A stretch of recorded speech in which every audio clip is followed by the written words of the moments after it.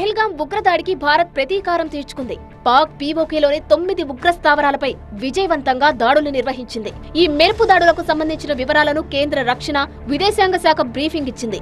Army, air force నుంచి 2 మహిళా అధికారిణులు ఈ దాడుల వివరాలు వెల్లడించడం అందరి దృష్టిని ఆకర్షించింది. ఇంత క్లిష్టమైన ఆపరేషన్ గురించి దేశ ప్రజలకు వెల్లడించింది మరెవరో కాదు, Indian army colonel Sofiya Qureshi, air force wing commander Vyomika Singh. 54 ఏళ్ల తర్వాత పాకిస్తాన్ గడ్డపై భారత్ ప్రదర్శించిన పరాక్రమం గురించి మన విదేశాంగ శాఖ కార్యదర్శితో పాటు మీడియాకు చెప్పింది ఆ 2 విమెన్ ఆర్మీ ఆఫీసర్లే.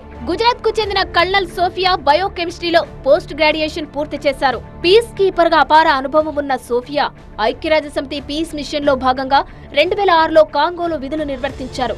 2016లో పూణేలో జరిగిన 18 దేశాల మల్టీనేషనల్ మిలిటరీ ఎక్సర్సైజ్ లో మన ఆర్మీ బృందానికి ఆమె నాయకత్వం వహించారు. ఈ విన్యాసాల్లో పాల్గొన్న దళాల్లో లెఫ్టినెంట్ కల్నల్ ఖురేషీ మాత్రమే మహిళా కమాండర్ గా ఉండడం ఆమె నాయకత్వ నైపుణ్యానికి నిదర్శనం.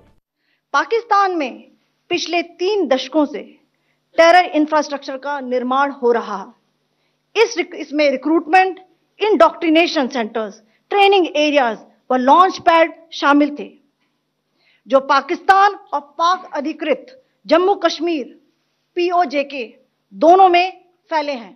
1990లో సైన్యంలో చేరిన సోఫియా ఆర్మీ సిగ్నల్ కార్ప్స్ కు చెందిన సీజన్డ్ ఆఫీసర్, లెఫ్టినెంట్ కల్నల్ హోదాలో ఉన్నారామె. 3 దశాబ్దాల సర్వీస్ లో ఎప్పుడు రాజీ పడింది లేదు. అందుకే తొలి chief of defence staff general Bipin Rawat నుంచి ప్రశంసలు అందుకున్నారు lieutenant colonel Sophia.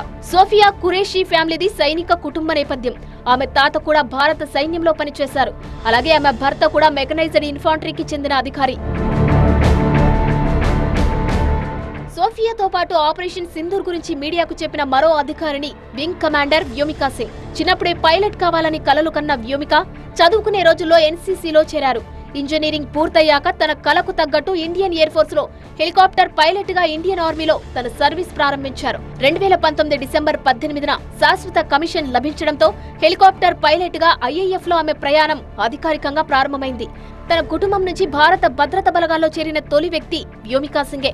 Jammu Kashmir, ఈశాన్య భారతంలోని ఎత్తైన ప్రాంతాలతో పాటు అత్యంత సవాలుతో కూడిన ప్రాంతాల్లో చేతక్, చీతా హెలికాప్టర్లను నడిపిన అనుభవం వింగ్ కమాండర్ వ్యోమికాకు ఉంది.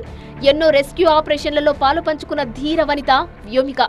India has demonstrated considerable restraint in its response. However, it must be said that the Indian Armed Forces are fully prepared to respond to Pakistani misadventures, if any, that will escalate the situation. Pakistan పై చేసిన దాడికి సంబంధించిన military briefing లో కేంద్రం అన్ని అంశాలను పరిగణలోనికి తీసుకుంది. ఎంత పక్కాగా ఖచ్చితత్వంతో దాడి చేసిందో ఈ బ్రీఫింగ్ విషయంలోనూ బలమైన సందేశాన్ని అందరికీ అందించింది భారత విదేశాంగ శాఖ కార్యదర్శి విక్రమ్ మిశ్రీ కశ్మీరీ పండిట్. ఆపరేషన్ సింధూర్ ని వ్యూహాత్మక విజయంగా చూడడమే కాకుండా కలిసికట్టుగా చేసిన కృషిగా కేంద్రం అందరికీ చెప్పాలనుకుంది.